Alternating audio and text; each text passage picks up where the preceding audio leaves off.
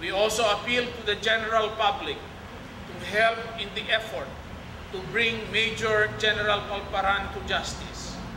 Bringing him and his other co-accused to court is a concrete step to heal this broken land. Ang nagpaparusa sa hindi nagkasala, papatawan ng parusa pagdating ng araw. Nabanggit kanina.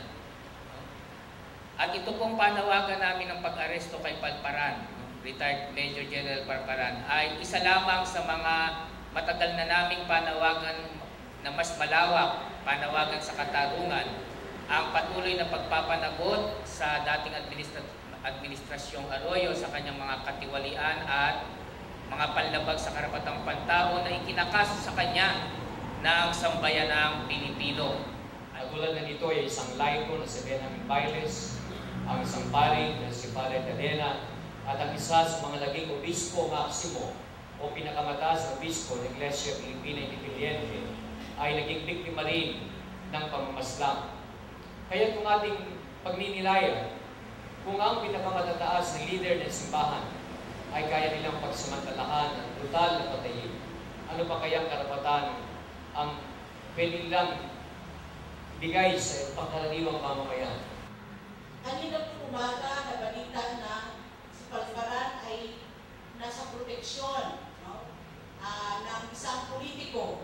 Nananawagan kami ng mga taga-taong simbahan sa politikong ito kung sino ang kayo na ilabas nyo sa Palparan at harapin niya ang kaso niya sa korte dahil matapang naman siya. Napakatapang niya at napakayabang nung siya ay nasa pwesto pa.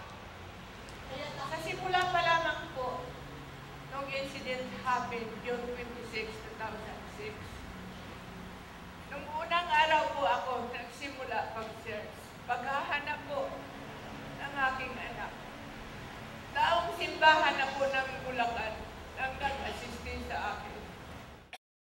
Doon po una akong humugot ng lakas na kailangan ko po ipapakita sa pamahalaan na ang ginagawa ng militar ay labag sa ating batas.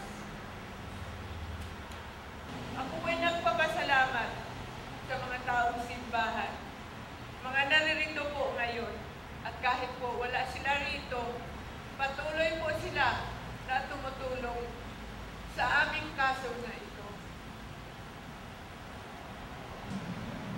When people suffer here, we feel the pain in our country and want to speak with a very loud voice to have our government and our churches speak to your government and your churches to bring an end to all human rights violations, bring justice to those who have been disappeared, and bring an end to the